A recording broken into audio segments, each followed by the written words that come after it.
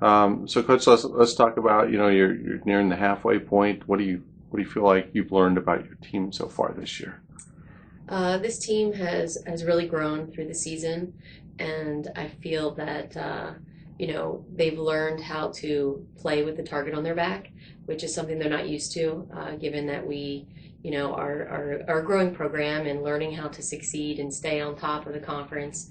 And we've had some struggles where maybe we should have performed a little bit better, but they've come through in the end. And I think that they're learning how to play with a target on the back, expecting to win, and finishing off the game.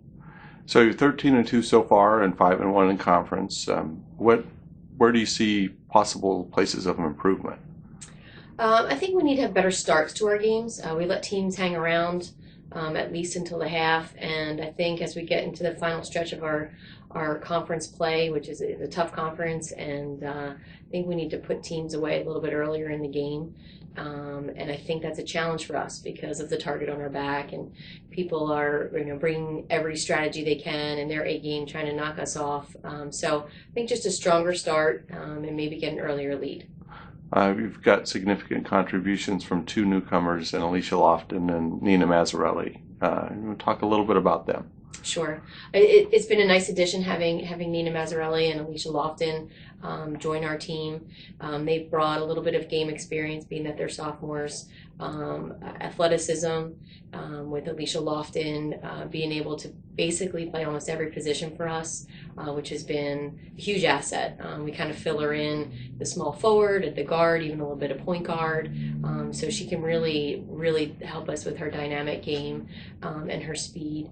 Nina Mazzarelli brings an immediate outside threat, which has taken a little bit of pressure off Khaleesi Harris for us.